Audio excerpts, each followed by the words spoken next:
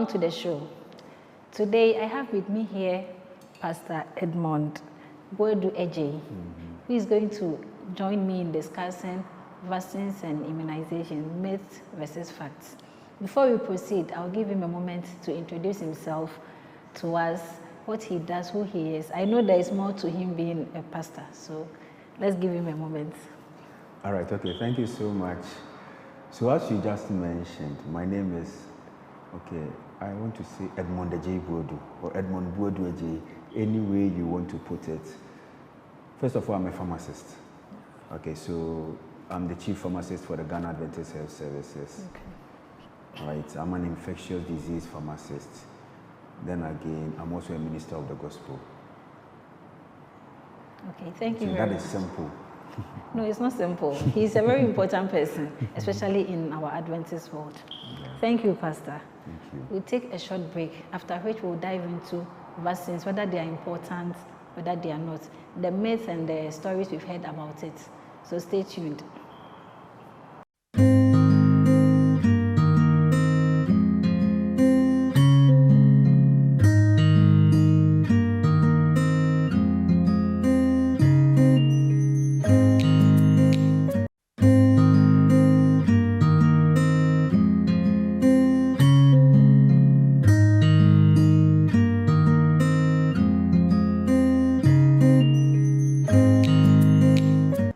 Welcome back to the show.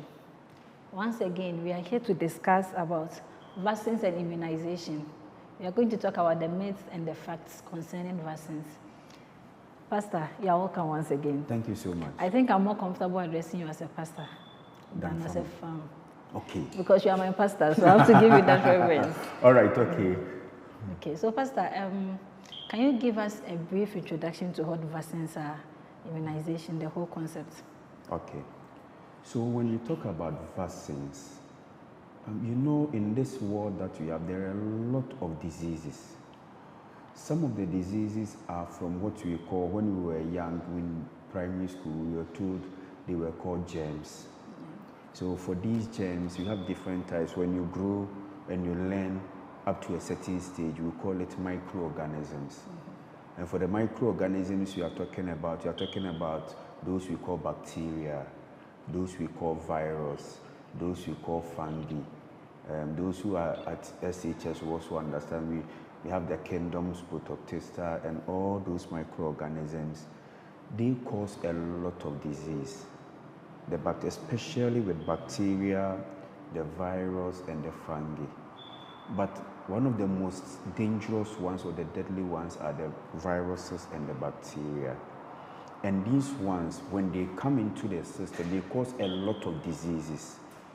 So in order to prevent these diseases, we give what we call a vaccine. And the work of the vaccine is that the vaccine will prevent you from getting that disease. A disease like polio, we all heard of polio. We all know diphtheria. You've heard whooping cough.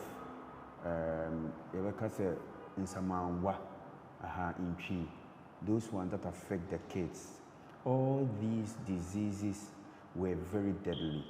But because we've given them these drugs will prevent them from the kids or even adults from having these diseases. So vaccines are basically drugs we give to people to prevent what? Diseases. Okay. So can you relate it to how important it is to public health rather than individuals? So for the public, you know, for instance, when we had COVID, when COVID came in, you know, a lot of people were dying from COVID. Then they introduced the COVID vaccine. So the COVID vaccine, its work was to prevent the rest of the population who had not yet died from contacting the disease, from getting the COVID. And most people were covered. Most people were prevented from having what? The COVID. Even those who had the disease, because they already had the vaccine, the disease, the severity was minimized. They didn't die from the diseases. So vaccines protect the entire community, the entire population, everybody everywhere from what? From the disease. The moment you receive the vaccine, you are protected against what? The disease. Okay. I know you have a lot of experience in your field, and you've encountered so many people, you've heard so many ideas and stories about vaccines. Can you share some of the commonest myths you've heard about vaccines in general? And can you help us also lay down the fears associated with these myths? So, people think that vaccines were produced by the whites to kill the blacks. So, as we are children, you give birth to the child. The vaccine is supposed, when you give the vaccine to the child is going to die. They want to limit our numbers. They want to kill more blacks. And they even want to make us impotent. They don't want us to be able to give birth. And people have that idea that the moment you take in a vaccine, you are going to be impotent. It even makes some people infertile, some women infertile, so that you cannot give more birth. So there have been a lot of myths surrounding what vaccines. And for that matter, most people are reluctant in taking these vaccines. But what we want to say that vaccines are life-saving. The reason why we do not have smallpox now, smallpox was a very deadly condition, now is because of vaccines. Because we introduce vaccines to kids, we do not have smallpox now. There are a lot of now polio. We are getting rid of polio now.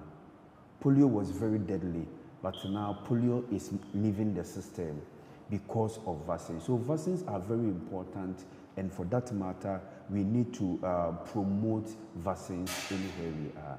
Okay, thank you very much. So with the same myths and misconception, I think even among the whites, I usually come across on social media where people will be blasting their healthcare providers for telling them or even requesting them to vaccinate their kids. And some of them even believe that their vaccine is the cause of autism in newborns. Okay. And so, yeah, there are so a lot of people who are very much against it, and they don't just keep it to themselves. Sure. They come online and they share it on social media. And I believe there are people who may be weak-minded or may lack knowledge, and it may affect them. So what do you think has been the role of social media on misinformation? Social media is not only misinformation about vaccines, it's misinformation about everything and anything, even about religion, even about everything you can think about. And vaccines, it has really affected vaccines. For instance, during the COVID time, we heard a whole lot of stories about vaccines when they introduced the COVID vaccines that they wanted to destroy. You could sit behind your phone going through social media, Facebook, Instagram, TikTok. You see people making videos and giving a lot of misinformation about vaccines. At first, it wasn't that, but because social media is now common, everybody can give any information out there, and this has really affected vaccinations because people are getting so much information that is not true about vaccines, and that has been a very major problem or setback for vaccinations in this world. And WHO have also seen that, so they are also making a lot of publicity, trying to do a lot of campaigns to say that vaccines are good and you need to be vaccinated. Okay. I think some of these people who go on social media to do that, they do it for the attention. Oh, and yeah. the numbers. For views, for numbers. Yeah. And people also actually take social media very serious. And that is why we also need to intensify our own education so that people will know that it's good for us to be vaccinated. Okay. So, I think if I should use myself as an example, when I was younger, there were times that you see community health workers coming around, educating us about vaccines, and they'll be giving us injections. And even now, even in the hospitals, at the neonatal clinics and whatnot, there is constant education going on about vaccines and the importance. When COVID came, we saw so many outlets explaining to us why it's important to vaccinate. So why are people still resistant to that idea, to the idea of vaccination? Yeah, it's still because of the misinformation out there. And it's because people do not have the knowledge, do not understand what vaccines are and the work vaccines do. They still think that it is something foreign, something deadly. It was even the same with surgeries. At first, if you want somebody to go for a surgery, it was difficult. You need to take the person through a lot of counseling. But now we know with the advancement in knowledge, it is not difficult. It's not anything that is deadly. It's the same thing with vaccines. people still lack the needed knowledge in vaccines, so they resist it. And the misinformation going out there is also not helping us. And that is the problem we have. Okay. So please, can you explain to us how vaccines work in our body? Okay, so this is how vaccines work. For instance, God made us so wonderfully, our bodies. God has given us what we call soldiers that protect us. And the body is able to develop its own soldiers that protect us against diseases. So for instance, when you get any bacteria or any germ in your system, if the first time the germ is entering into your system, what happens is that the body will try to make some soldiers. We call those soldiers antibodies. So the moment it gets into your system, your body will make these soldiers we call antibodies. And these antibodies will fight against subsequent what? Subsequent infection or subsequent germ when it enters you. So for instance, today, if you get, let me use chicken pox for instance. If you get chicken pox now, because your body, you've never had chicken pox before, the chicken pox here, we will call it an antigen. So it gets into your system, and your body naturally will produce soldiers we call antibodies that will fight against what? The chicken pox. And because you've already had the chicken pox, when you are healed from the chicken pox, anytime the chicken pox want to come again, any chicken pox want to come into your system, because your body now have the soldiers available in your system, the soldiers will therefore fight against the chicken pox that is coming again. So that is why we say that when you get chicken pox once, you don't get it again. Because now your body have produced enough soldiers in your body to fight against any chicken pox that will come in. It's the same thing with the vaccines and the immunization. So we don't want our kids to get polio. So the moment we give birth to them, we give them something. Sometimes you can give them what we call it live attenuated. When you say it is live attenuated, it means that the polio germ, we weaken it for it to become very weak. Then we give it to the individual. When we give it to the individual, it will just let the body produce what? The antibodies. It will kick the body to produce the antibodies. So the child will therefore produce a lot of antibodies in his system.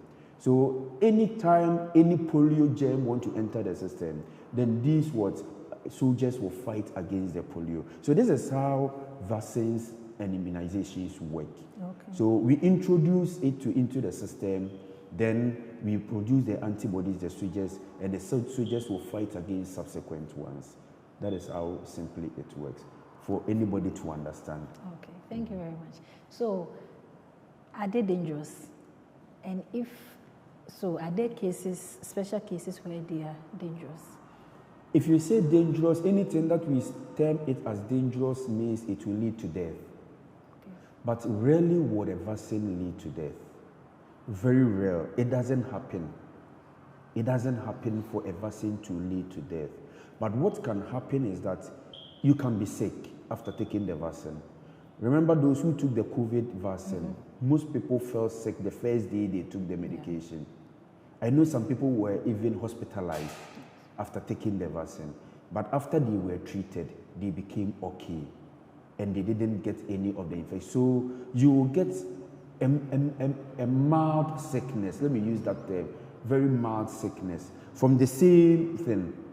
Because if it is like the COVID vaccine we give, if we give you the COVID vaccine, what happens is that you get a very mild COVID, a very mild sickness that can be managed.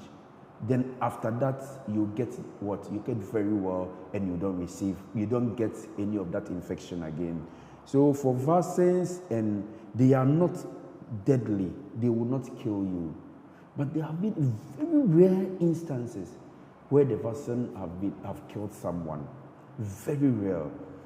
But to get a lot of people, for having that mild sickness is there, but it does not kill as we are talking about. Okay. So what you just said, does the same thing applies to newborns when they are vaccinated? Because a lot of times you have a lot of mothers coming and complaining about their kids falling ill after receiving a vaccine, and so they end up not following up with the remaining vaccines. Is it the same thing, or do you have something special to tell them? It's the same thing. You know, some of the vaccines you give to the child, and the child will eventually develop high temperature, high fever.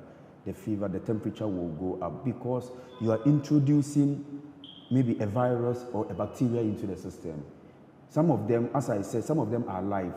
They are not dead. We have just weakened it. But it's a very small amount to help produce what? Produce the antibodies. So you are introducing the infection. So the child might have fever. So you see most of them, they have fever. And after that, we give them paracetamol and other things to bring the fever down. So we need to educate the parents that we want to prevent them from dying in future.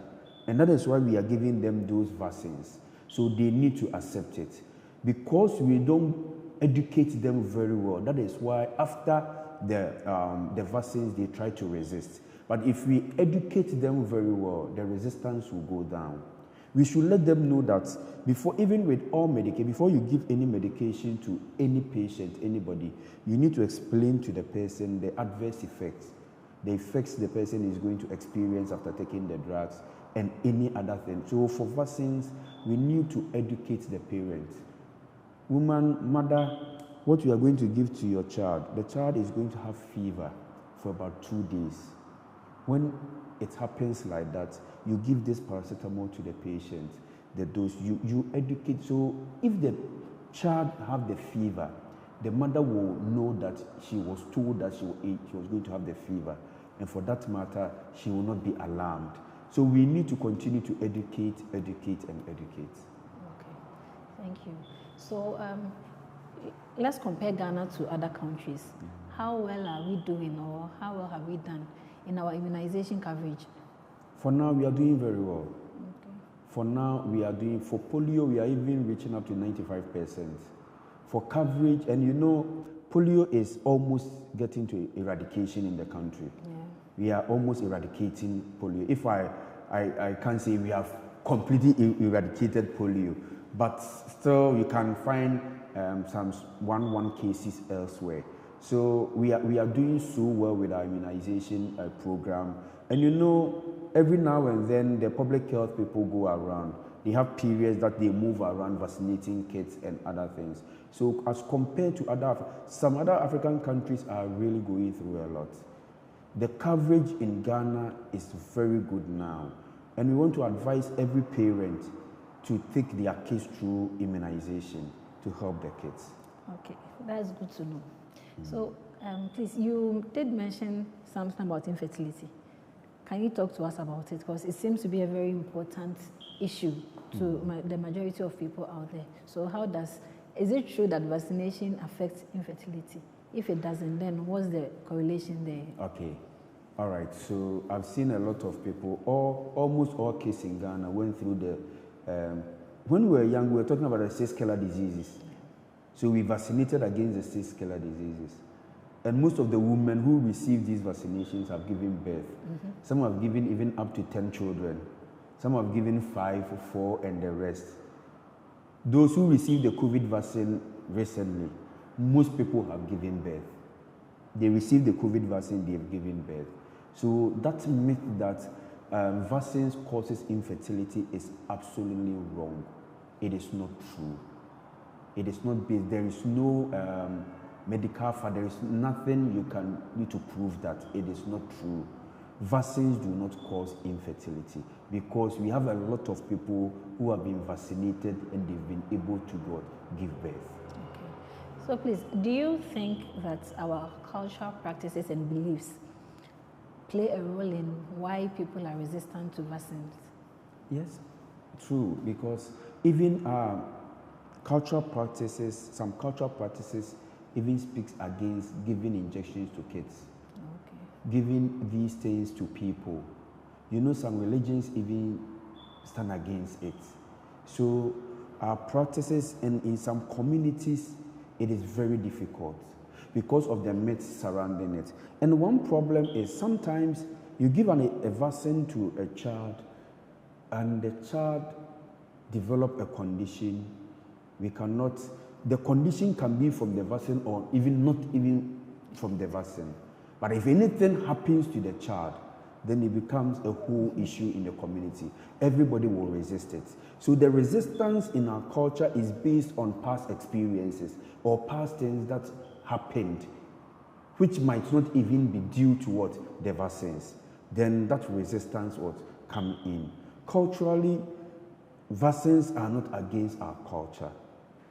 But some people come up with all these stories and other things to prevent people from taking these vaccines. All right. And please, is there a difference between vaccines and a booster shot? Okay. So what we are saying is that, as I explained with the vaccines, you take the vaccine. Sometimes some of them you need to take it in a course. For instance, if you want to take hepatitis vaccine, you take the first dose. After 1 month, you repeat the second dose, then you repeat the third dose as well. Then after some years, you take what you call a booster. The booster is to activate the already vaccines you've taken. So now the COVID, we did the same. We took the first dose, the second dose, and that was in 2020. Then in 2023, we came back to take the booster to give us a lifetime protection. So sometimes the booster, the booster does is that it gives us a lifetime protection. Some of the booster can be taken after 10 years so that you are protected for your lifetime. You are not going to have that infection in your life. Okay. So please, let's go back to the kids. Childhood immunization. Can you please stress on how important it is to us? Is it something that is a must, or the child can build immunity from other ways? It's not easy for the child at that young age to build immunity because the cells and the systems are not matured. So the children, it's difficult for them to build immunity. For adults, sometimes because we have been exposed to a lot of things in life, we've even built immunity to certain things that we don't even know. Especially with let me talk about the viruses that causes common cold. There are over thousands of viruses that causes common cold. But because we've come into contact with a lot of them, we've built a lot of immunity against some of these viruses. Because we've been on this earth for a very long time, we've come into contact with a lot of things, death and other things. But for children and newborns who have just come into this world, their system is not that matured to build that immunity. So we introduce these ones to them. We introduce the vaccines to them to help them build their immunity so that they can resist the kind of diseases and infections that exist in the world today. So vaccines are very, very important for kids. Sometimes if you refuse, I know people who have refused. Yes, you can refuse, the child can grow, the child can live very well, and as the child grows, the child will develop its own antibodies as he goes along. What if the child acquires some of these diseases at a young age?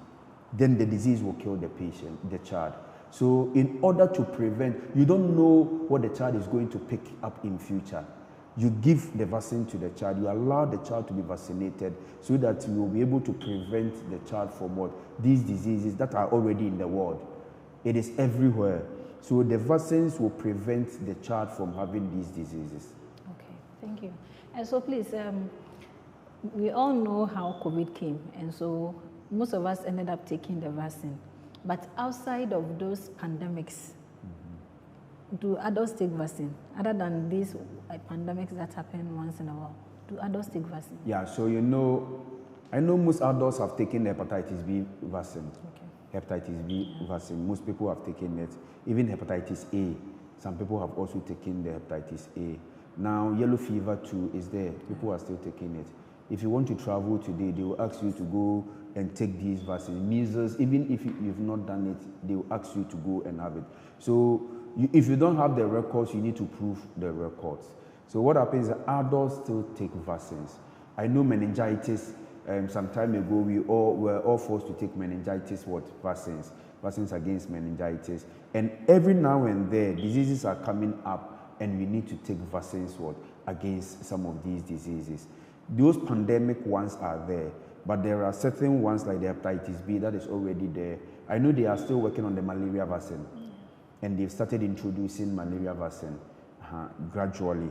I know it will get to a time that you will all be asked to take the malaria vaccine. If you want to take the malaria vaccine, you can go ahead and take the malaria vaccine. Tuberculosis, they are working on it, the tuberculosis vaccine. So far as there are infections, there are diseases around, we will still go ahead to produce these vaccines. And if you are willing to take these vaccines, even as an adult, you take the vaccines and you'll be well, you'll be prevented against those diseases. Okay. But please, do you think that COVID-19, the COVID-19 vaccines, do you think they affected any change about the perception people had about vaccines? Okay, so for the COVID-19 vaccine, I know people who did not take it still feel that I heard someone saying it about a week ago. It was on social media. So those of us who refuse to take the COVID-19 vaccines and we are still living, what happened to us? Why didn't we die? They are still talking about it, that they did not take it and they did not die. Fair enough. We achieved what we call the herd immunity.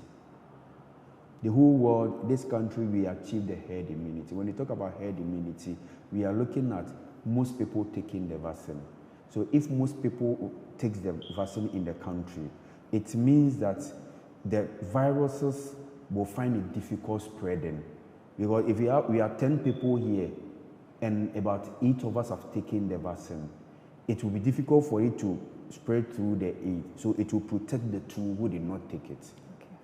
So the reason why you did not get it is because most people took the vaccine and were able to get to what we call the herd immunity.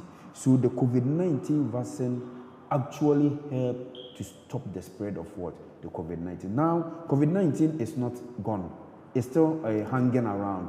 It's still with us. But because a lot of people have taken the vaccine, we've achieved the herd immunity, and most people will not have the disease. And for that matter, some people are also protected. Okay. So even though Ghana is doing a better job in immunization coverage, it looks like we still have a lot of work to do. Sure. So please, with your experience, in what ways do you think the community can help us debunk most of these myths that we have floating around? The only thing we can do is education. For that one, there is nothing else. We have a lot of medium that we can do the education. I know public health nurses go around house to house educating parents, advising them to take their kids to be vaccinated. That is one step. If as a country we can take it upon ourselves, now where we have most of the misinformation is social media. Then now we have those in the communities. What do we call them? The radio stations in the communities. Information centers. The information centers too, people peddle a lot of falsehoods there. So what we can do is that I have seen WHO advertising it on social media a lot. WHO is doing it. The country should also take it up. The public health department should also take it up. Do a lot of advertisement. We do a lot of education, go house to house, churches, communities everywhere, and educate people on the importance of vaccines and immunizations, and that will be able to curtail a lot of conditions or diseases we have in the system. Yeah. So I think I've seen older people, especially, share a lot of fake information or misinformation on social media in chat groups, even church pages and other groups. So I guess targeting social media too is very important, because it appears, especially the uneducated, forgive me to say that, when they see these videos and they hear these stories, they take it as the truth. And so they go with it and then they share it to other people, and they continue spreading it. And it's very hard to convince them otherwise. Sure. I think I've experienced this personally. And no matter what you say, they are so used to the fact that it was a video and the person said this and that it takes a lot of efforts to debunk those. So I think they can also focus on the social media very well. Sure, and we say that this world is suffering because of, I'm sorry to say, people who are half educated. We always say that. It's a common statement we normally say, half educated. People who think they know, but they don't have all the information. So you see people sending a lot of information and doing a lot of education, even in our churches. Who are the people we ask to do health education? We just choose people to do health education, people who do not have a lot of information. And I think the health ministries department in our various churches can also help us, giving us the right information, so that the church members, so if you do not give us the right information, we have people who will give us the wrong information and we will take it. So all of us who are in the system, in our various churches, if you are on the church page, someone puts something you think it is a wrong information, you don't sit and watch. You need to come out and explain things. If people know who you are, they will believe you. They believe. I know some people, those of us in our churches, if they know you're a doctor, you're a pharmacist, you're a nurse, you're a public health specialist, and you talk about anything, they will understand and they will believe you. One thing is that normally we leave educating the public to people who do not have a lot of information. Some of us, we think we are so busy, we don't have the time to go to these radio stations, these TV stations to make this education, to give this education. And for that matter, those who are available will go there and they will talk their mind. That's very true. And that is, they come out with a lot of misinformation. Sometimes you sit behind especially radio stations, and you hear how people those who are selling their herbal preparations, how they are promoting it, and the types of information they are giving out. We think that those of us who know we are failing the system, we are failing society. So we need to up our game by giving a lot of information, by giving a lot of education to help the society as well. Okay, thank you very much. We'll take a short break, but for those who just joined us, we are discussing about vaccines and immunizations, myths versus facts. Thank you.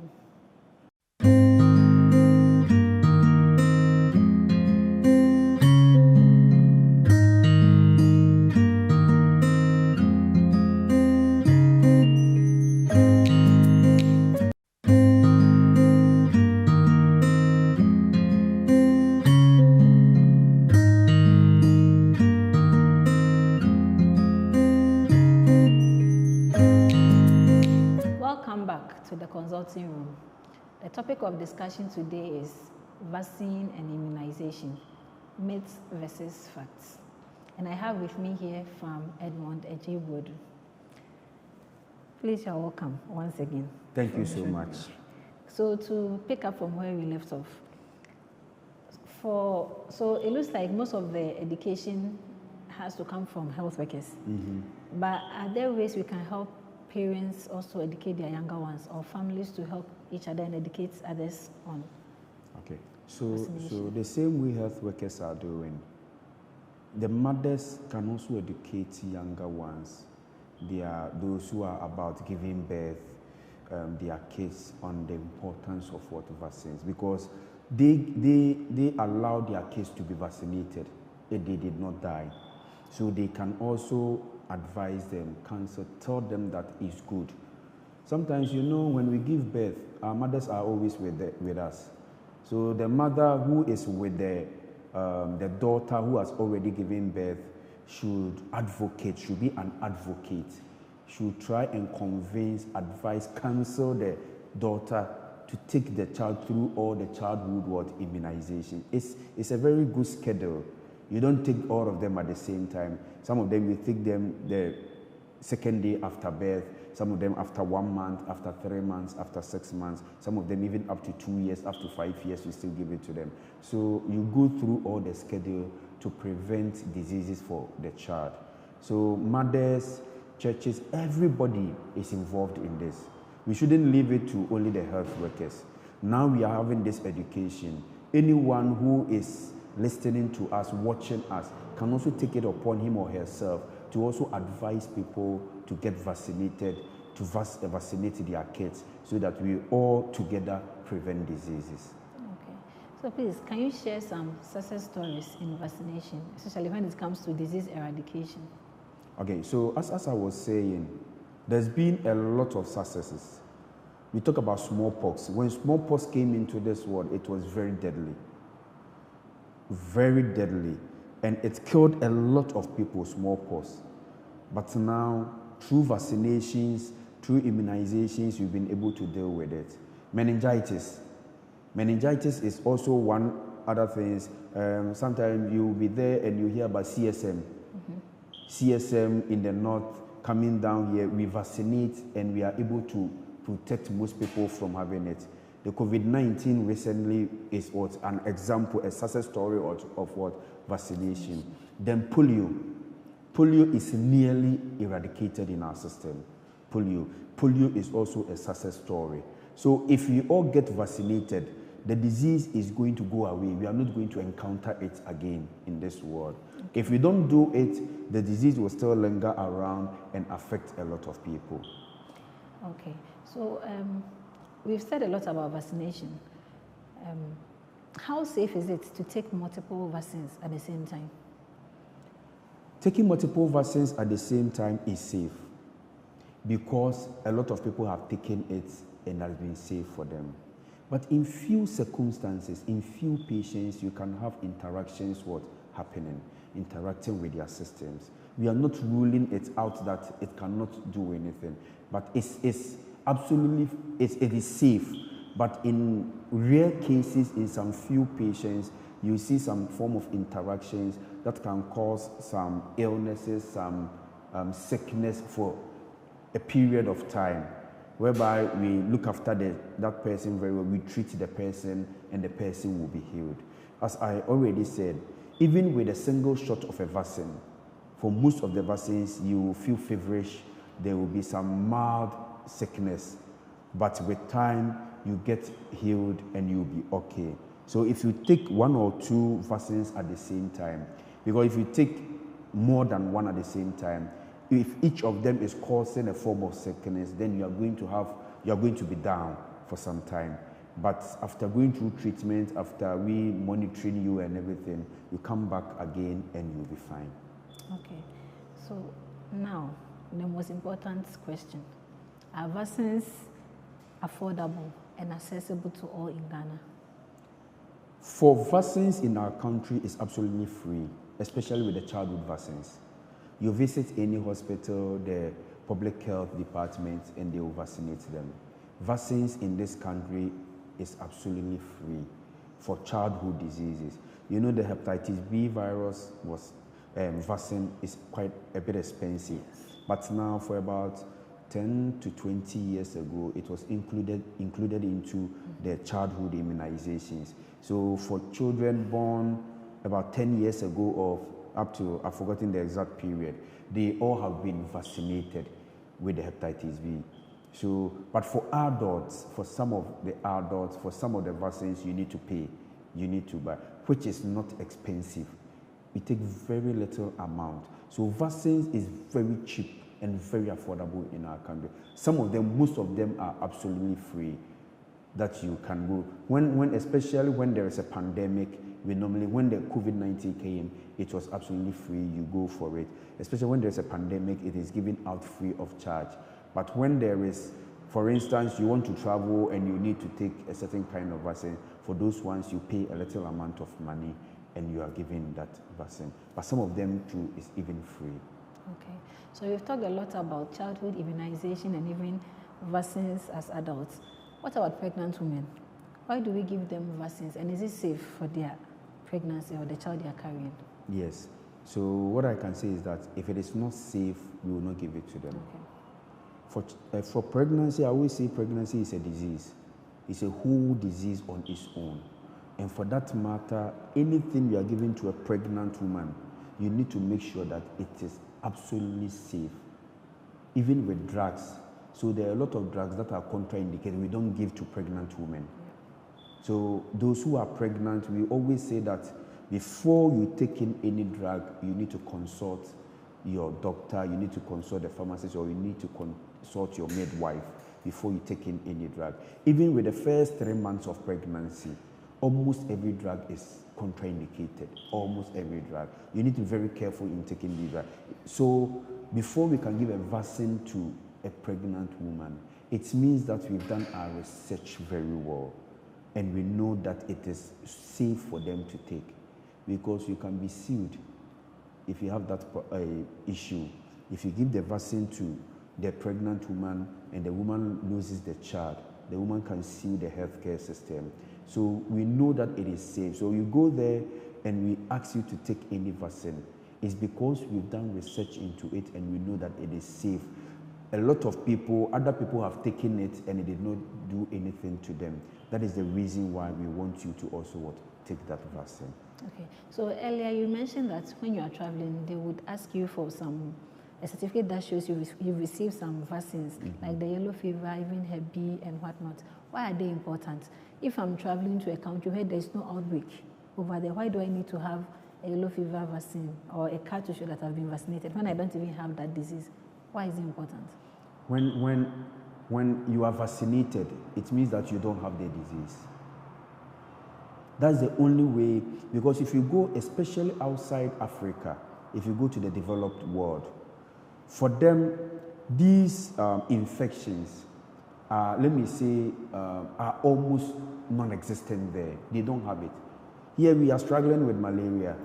We are struggling with tuberculosis. We are struggling with all these infections and other things. That is our disease. It is the African disease. Because of the surroundings we live, because of how we do our things, these are our diseases. You go to the developed countries and malaria is absolutely zero. All these infections we are talking about is absolutely zero. No one has it.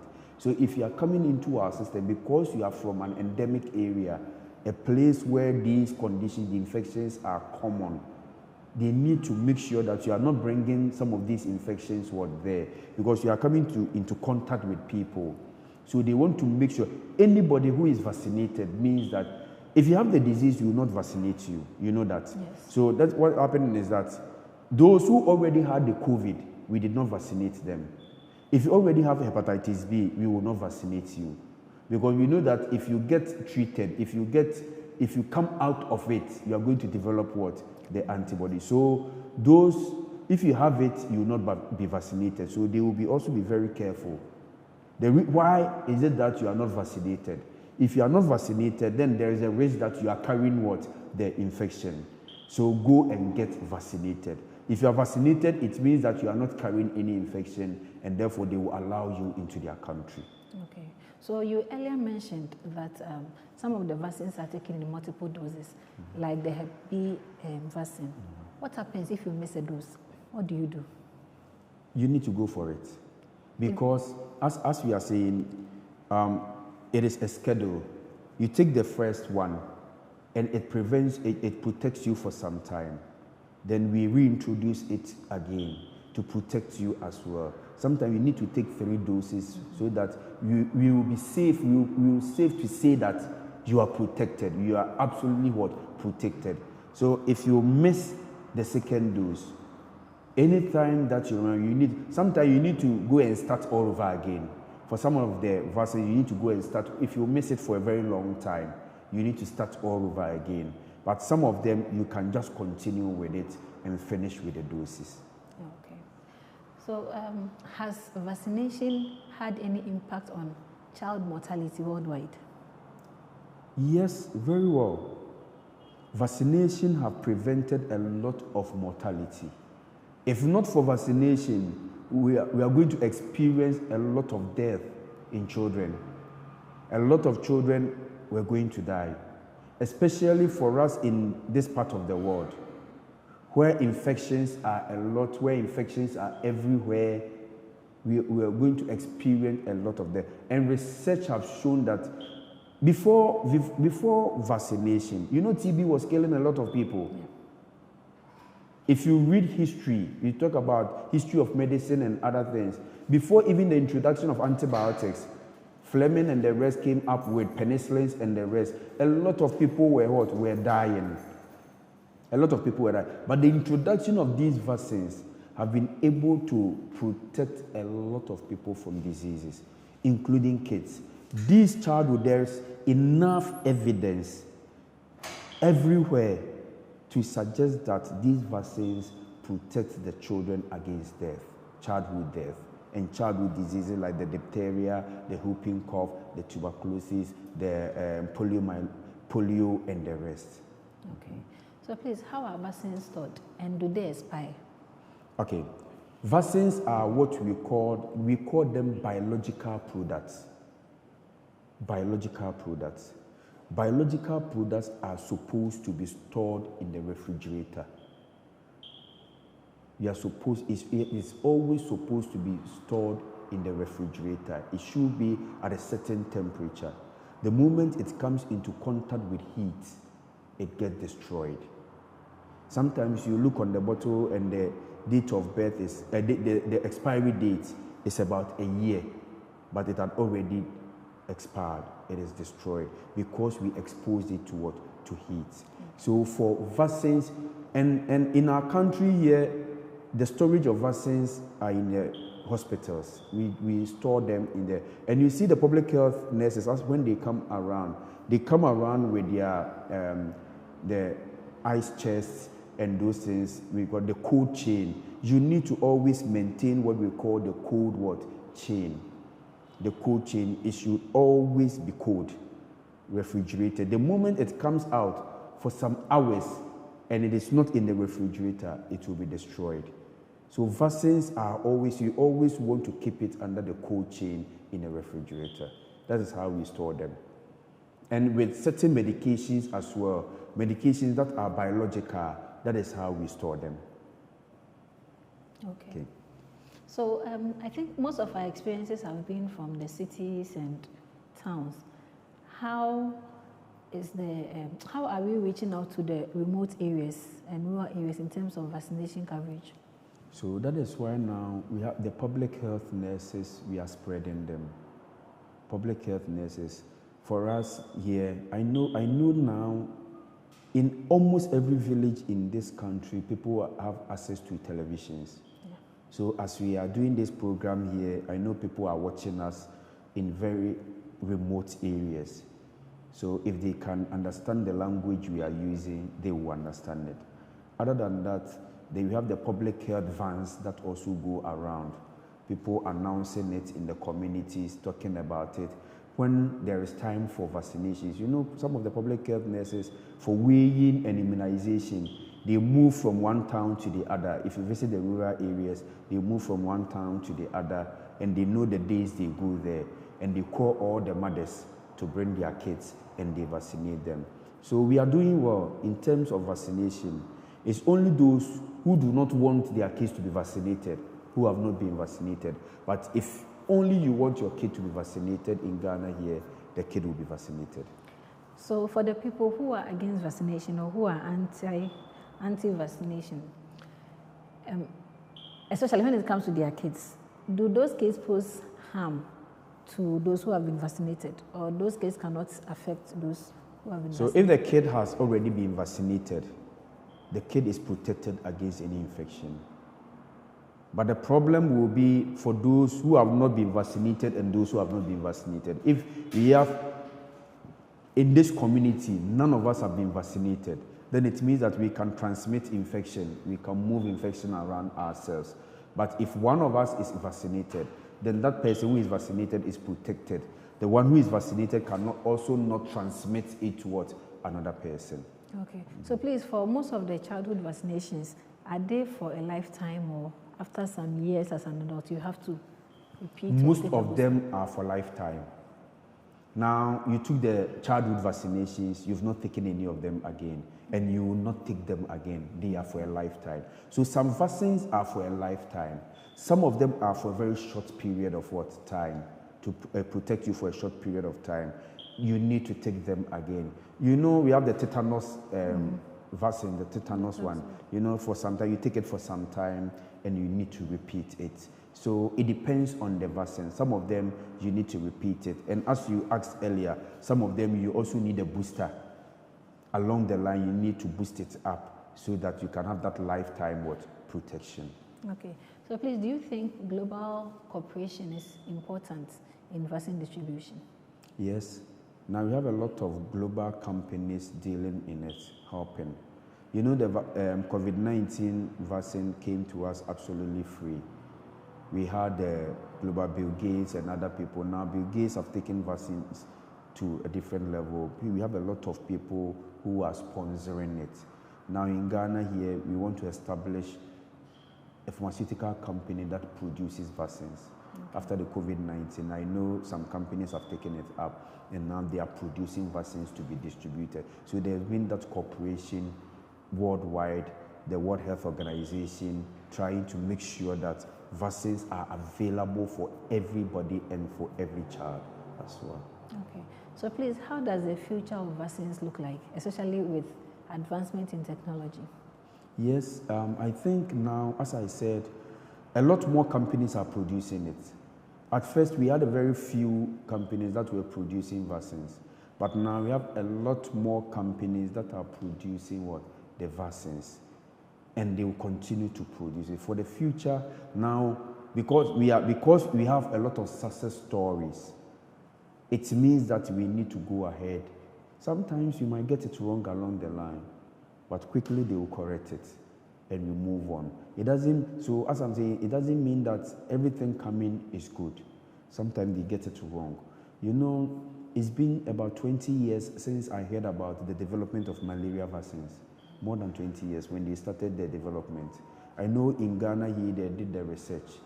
I know in Agogo they were doing some research on the malaria vaccines.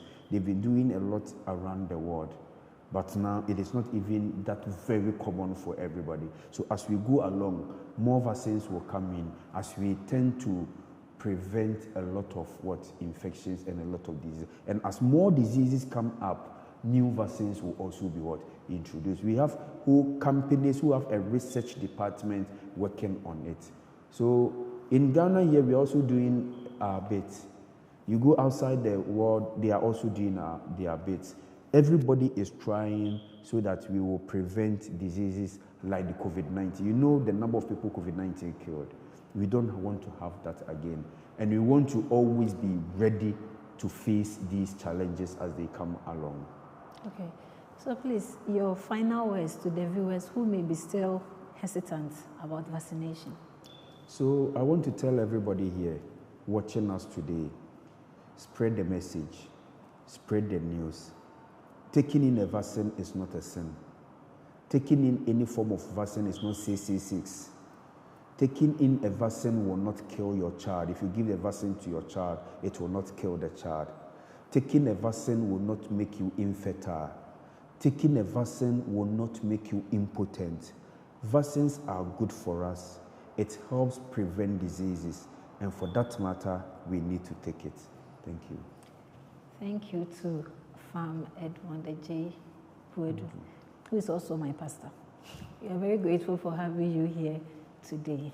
And to my dear viewers, remember, vaccine remains one of the safest options you can ever have. You don't only protect yourself and your family, but also the whole community. And let's also remember that prevention is always better than cure. Let's stay protected. Thank you.